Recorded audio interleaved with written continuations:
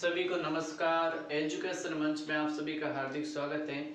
आज हम जो टॉपिक ले रहे हैं क्लास 10th की जो आरबीएसई और सीबीएसई में जो इम्पोर्टेंट टॉपिक है निर्देशांक ज्यामिति, कोऑर्डिनेट जियोमेट्री। और कोऑर्डिनेट जियोमेट्री को हम बहुत ही शानदार तरीके से देखेंगे।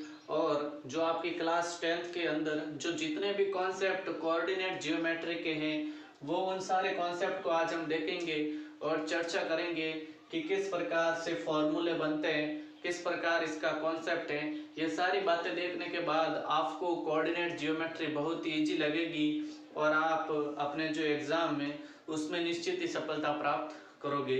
तो आज हम देखते हैं कोऑर्डिनेट जियोमेट्री, इसके फॉर्मूले तथा कॉन्सेप्ट। तो सबसे पहले हम ग्राफ पर चर्चा करेंगे कि ग्राफ क्या है। और ग्राफ के अंदर जो टर्म आती है एक्स अक्ष, वाई अक्ष, मूल बिंदु, और तीसरा है दो बिंदुओं के बीच की दूरी का फॉर्मूला क्या होता है। तीसरा है आंतरिक विभाजन, नेक्स्ट है त्रिभुज के केंद्र, और नेक्स्ट है त्रिभुज का क्षेत्रफल। इन सारे टॉपिक पर हम चर्चा करेंगे डिटेल से और एक एक टॉपिक को बहुत ही शानदार तरीके से देखेंगे। तो हम देखते हैं सबसे पहले ग्राफ क्या है और ग्राफ के अंदर हम क्या क्या पढ़ते हैं, ठीक है ना।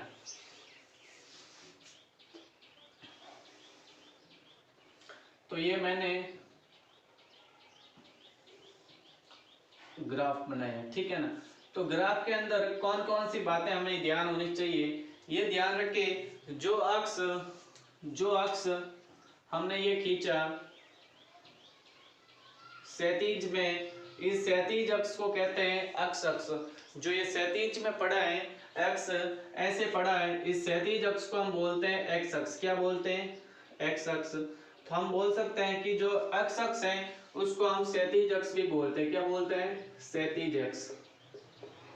क्षैतिज अक्ष या हॉरिजॉन्टल अक्ष, ठीक है ना, क्षैतिज अक्ष भी बोलते हैं। और जो ये खड़ी लाइन है इसको हम बोलते हैं वर्टिकल एक्सिस या ऊर्ध्वाधर अक्ष। इस ऊर्ध्वाधर अक्ष को हम बोलते हैं वाई अक्ष। क्या बोलते हैं? इस ऊर्ध्वाधर अक्ष को हम बोलते हैं वाई अक्ष। इस क्षैतिज अक्ष को बोलते हैं हम एक्स अक्ष और इस ऊर्ध्वाधर अक्ष को हम बोलते हैं वाई अक्ष, ठीक है ना। इसका हमें ध्यान रखना है। ऊर्ध्वाधर अक्ष को हम बोलते हैं वाई अक्ष। किस प्रकार ग्राफ में कौन कौन सी बातें हैं वो हमें ध्यान देनी चाहिए। इस क्षैतिज को एक्स अक्ष, तो यहाँ पर भी ये एक्स अक्ष होगा, यहाँ तक एक्स डैश। ये वाई अक्ष है तो यहाँ पर भी होगा वाई डैश। तो ये जो खड़ी लाइन है ये है वाई अक्ष और ये क्षैतिज लाइन है वो है एक्स अक्ष, ठीक है ना। अब आप देखेंगे जो एक्स अक्ष और जो वाई अक्ष दोनों कहाँ पर मिलते हैं, तो दोनों एक्स अक्ष और जो क्षैतिज अक्ष दोनों यहाँ पर मिलते हैं। तो इस पॉइंट को हम बोलते हैं मूल बिंदु। इस पॉइंट को हम क्या बोलते हैं? मूल बिंदु। तो मूल बिंदु क्या हुआ? जहाँ पर क्षैतिज अक्ष और ऊर्ध्वाधर अक्ष मिलते हैं या एक्स अक्ष और वाई अक्ष मिलते हैं। क्या है? एक्स अक्ष व वाई अक्ष जिस पॉइंट पर मिलते हैं उसको हम बोलते हैं मूल बिंदु। क्या बोलते हैं? मूल बिंदु। मूल बिंदु क्या हुआ? जहां पर एक्स अक्ष होता है ये और वाई अक्ष होता है ये दोनों यहाँ पर मिले तो इस पॉइंट को हम बोलते हैं मूल बिंदु। इस पॉइंट को हम क्या बोलते हैं? मूल बिंदु। इस पॉइंट को हम बोलते हैं मूल बिंदु। क्षैतिज अक्ष और वाई अक्ष जिस पॉइंट पर इंटरसेक्ट करते हैं उन पॉइंट को हम बोलते हैं मूल बिंदु। अब हम और भी कुछ शब्दावली देखेंगे इसकी। यहाँ पर ध्यान रखिए, ये रहा एक्स अक्ष। क्या रहा? ये रहा एक्स अक्ष, ये रहा वाई अक्ष, ठीक है ना। तो जो एक्स अक्ष के मूल बिंदु की इधर तरफ जो भी वैल्यू आएगी वो आएगी पॉजिटिव वैल्यू। क्या आएगी? Positive value. तो इधर वाला जो एक्स एक्सिस है वो है धनात्मक एक्स अक्ष, ठीक है ना। जो भी वैल्यू इधर आएगी ना एक्स अक्ष की वो पॉजिटिव आएगी और जो भी मूल बिंदु के इधर एक्स अक्ष की वैल्यू आएगी वो आएगी नेगेटिव। क्या आएगी? नेगेटिव। और इधर आएगी वैल्यू वो आएगी पॉजिटिव एक्स अक्ष की। और ये है वाई अक्ष। तो मूल बिंदु के ऊपर की ओर हम जाएंगे तो वाई अक्ष का मान आएगा पॉजिटिव या धनात्मक। और वाई अक्ष में अगर मूल बिंदु से अगर हम नीचे की ओर आएंगे तो यहाँ पर जो मान आएगा वो आएगा नेगेटिव। क्या आएगा? नेगेटिव। ये सारी बातें हमने ध्यान होनी चाहिए कि क्षैतिज अक्ष को हम एक्स अक्ष बोलते हैं, ऊर्ध्वाधर अक्ष को हम वाई अक्ष बोलते हैं, और एक्स अक्ष और वाई अक्ष जिस पॉइंट पर मिलते हैं उसको हम मूल बिंदु बोलते हैं। अगर मूल बिंदु से अगर हम इधर की तरफ आएंगे तो एक्स का मान पॉजिटिव होगा, इधर की ओर आएंगे तो नेगेटिव होएगा, और वाई अक्ष में ऊपर की ओर जाएंगे तो मान पॉजिटिव आएगा, और मूल बिंदु से वाई अक्ष में नीचे की तरफ आएंगे तो मान नेगेटिव आएगा। ठीक है ना। अब हमें ध्यान रहना चाहिए कि जो ये एक्स अक्ष और वाई अक्ष दोनों आपस में मिले, इन्होंने पूरे ग्राफ को 4 भागों में डिवाइड कर दिया, और ये चारों भाग कहलाते हैं चतुर्थांश। ये चारों भाग क्या कहलाते हैं? चतुर्थांश। किसका हमें विशेष ध्यान रखना है? चारों भाग क्या कहलाते हैं? चतुर्थांश। पहला भाग कौन सा? ये है पहला भाग, ये यहां से यहां तक। दूसरा भाग है ये यहां से यहां तक। तीसरा भाग है ये यहां से यहां तक, और चौथा भाग है ये यहां से यहां तक। यानी जहां पर एक्स अक्ष और वाई अक्ष दोनों आपस में मिलते हैं, इन्होंने पूरे ग्राफ को 4 भागों में बांट दिया गया है, और इन चारों भागों को हम चतुर्थांश बोलते हैं। क्या बोलते हैं? चतुर्थांश। पहला भाग, दूसरा भाग, तीसरा भाग और चौथा भाग। ये सारी बातें हमें ध्यान होनी चाहिए। अब हम कुछ और देखेंगे, इसके अंदर कुछ वैल्यू किस प्रकार रखते हैं। 1 मिनट।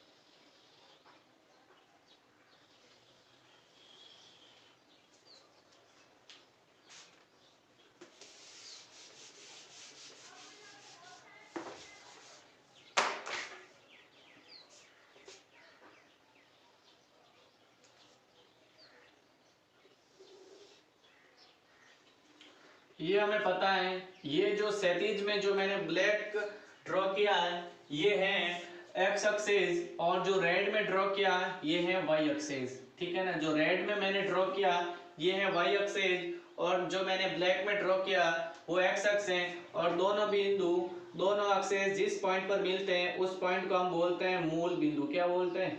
मूल बिंदु। और मैंने कहा कि अगर मूल बिंदु में इधर की तरफ आएंगे तो x का मान पॉजिटिव आएगा, जैसे +1, +2, +3 और +4, और मूल बिंदु से अगर हम इधर की तरफ जाएंगे ना तो x का मान नेगेटिव आएगा, -1, -2, -3 और -4। और अगर मूल बिंदु में अगर हम ऊपर की तरफ जाएंगे ना तो y का मान पॉजिटिव आएगा, जैसे +1, +2, +3 एंड +4। अगर हम मूल बिंदु से नीचे की तरफ आएंगे ना तो y का मान नेगेटिव आएगा, जैसे -1, -2, -3 और -4।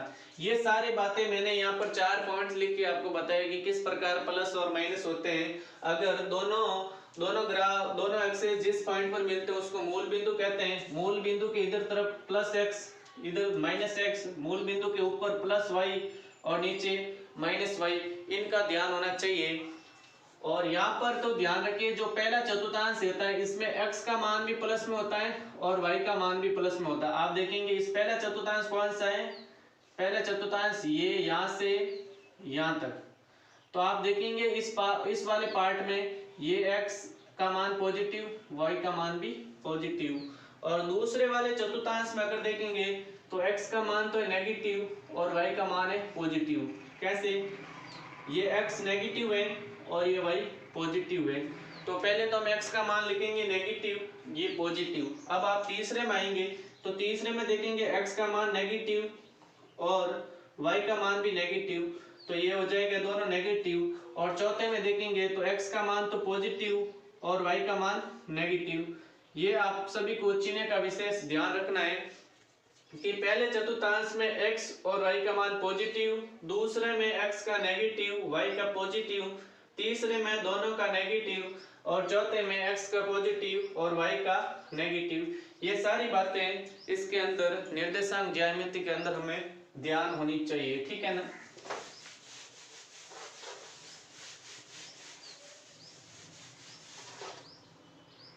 अगर हमें कोई पॉइंट दे 4, 5, 6, -3 या 2,-3 या 3,4, इन पॉइंटों को हमें ग्राफ में दर्शाना है तो कैसे दर्शाएंगे? हम पहले ग्राफ बनाएंगे। ये मूल बिंदु, ये x का प्लस 3, 4, यहाँ पर माइनस, यहाँ पर प्लस, यहाँ पर माइनस। तो आप देखेंगे जो पहला पॉइंट है वो है 4,5। तो 4,5 का मतलब होता है जो पहला मान है 4 है वो x का है और ये पॉजिटिव है, तो x का 4 पॉजिटिव है यहाँ पर। कहाँ पर है? यहाँ पर। और फिर है y बराबर 5, तो y का पॉजिटिव मान 5 ऊपर आएगा। कहाँ आएगा? ऊपर की तरफ जाएंगे तो y का मान पॉजिटिव आएगा। तो 4 से हमें ऊपर की तरफ जाना है। कहाँ तक? 5 की सीध में जाना है। तो ये जो पॉइंट है ये पॉइंट कहलाता है 4,5। क्या कहलाता है? 4,5।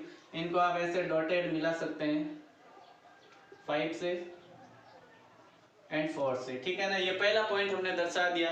दूसरा पॉइंट है 2,-3, यानी जो पहला मान होता है x अक्ष का, तो 2 है प्लस में, तो ये रहा 2 प्लस में, और y बराबर -3, तो -3 यहाँ पर है। तो अगर हम 2 से नीचे की तरफ आएंगे -3 की सीध में, तो यहाँ पर हमें एक पॉइंट मिलेगा और इस पॉइंट को हम बोलते हैं 2,-3, और इसको हम dot dot dot dot line से भी दर्शा सकते हैं। और तीसरा पॉइंट है 3,4, यानी 3 तो है x का और 4 है y का, तो 3 से हमें ऊपर की तरफ जाना है। कहाँ तक जाना है? 4 की सीध में, तो ये पॉइंट हो जाएगा 3,4। इस प्रकार हमें जो भी पॉइंट दिए जाते हैं उनको ग्राफ में दर्शाना आना चाहिए, ठीक है ना।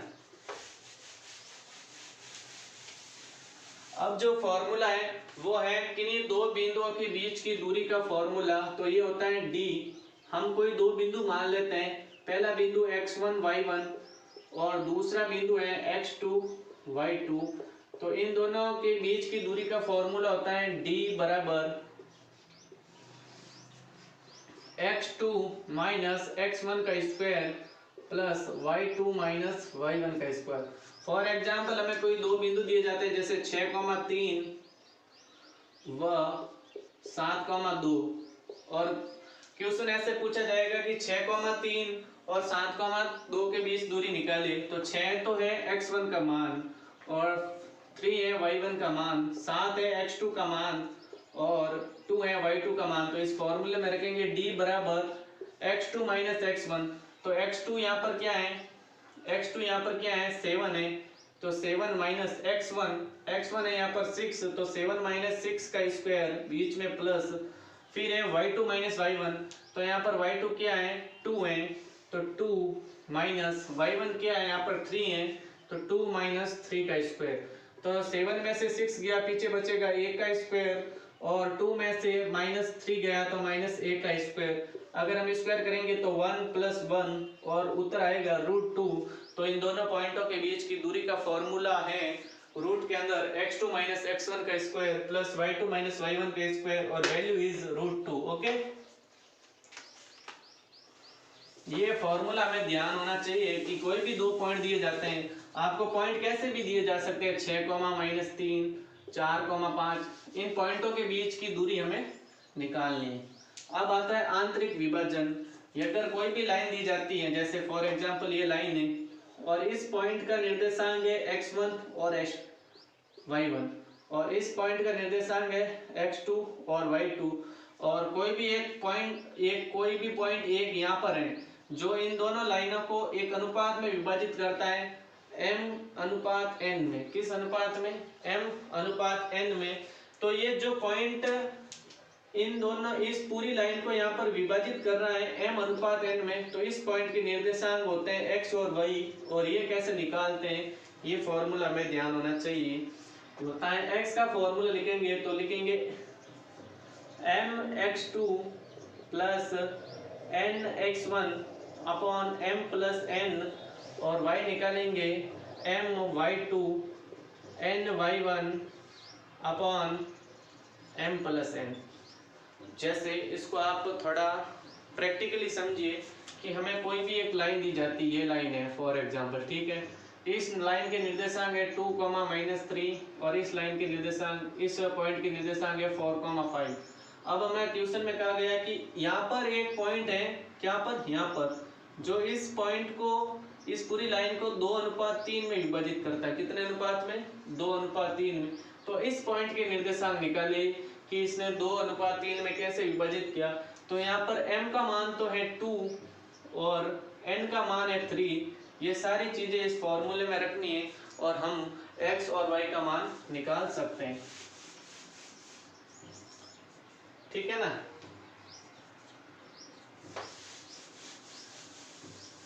ये फॉर्मूला हमें ये याद होना चाहिए। और नेक्स्ट है त्रिभुज के केंद्र के निर्देशांक। जैसे हमें कोई भी त्रिभुज दिया जाएगा और त्रिभुज का एक शीर्ष होगा A1, एक B और तीसरा C।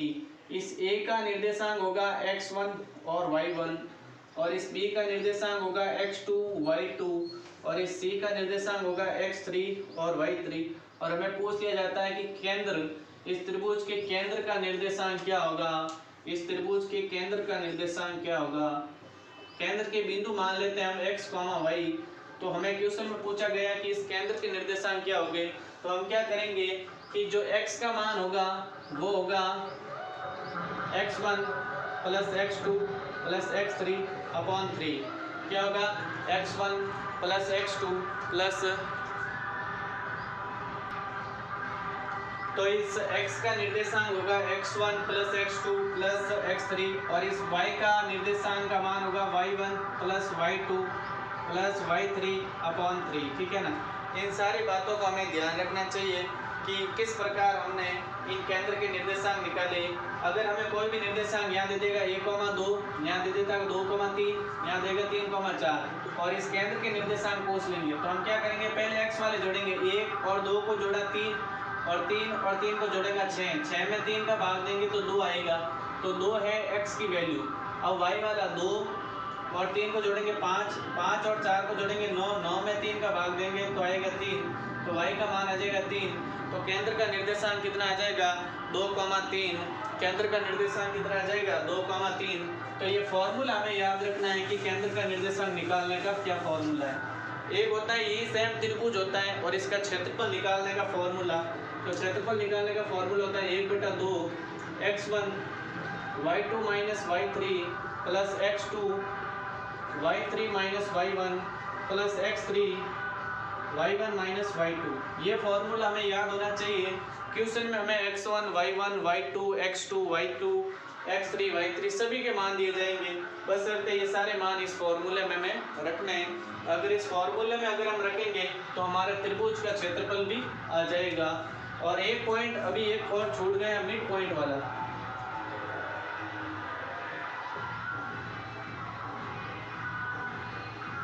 कि अगर हमें कोई भी दो पॉइंट दिए जाते हैं उनका मध्य बिंदु निकालने का फॉर्मूला होता है x1 प्लस x2 अपॉन 2 और y का होता है y1 प्लस y2 अपॉन 2।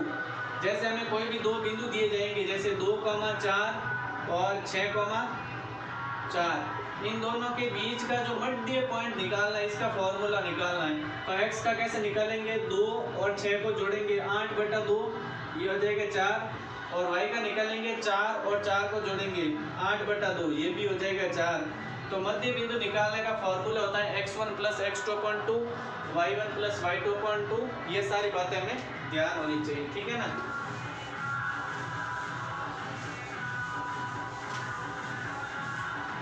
एक बार मैं वापस फॉर्मूला लिख देता हूँ। ये आंतरिक विभाजन का फॉर्मूला होता है x बराबर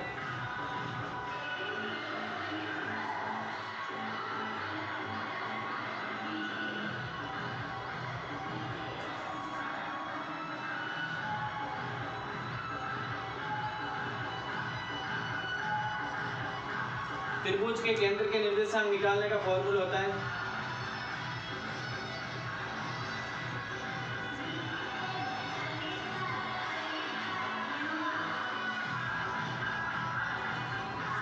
त्रिभुज के क्षेत्रफल का फॉर्मूला होता है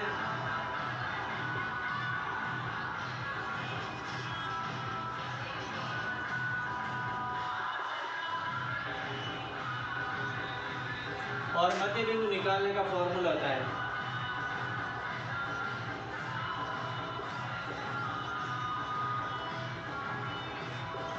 ये सारे कॉन्सेप्ट हैं जो क्लास 10th की निर्देशांक ज्योमेट्री के अंदर दिए गए हैं।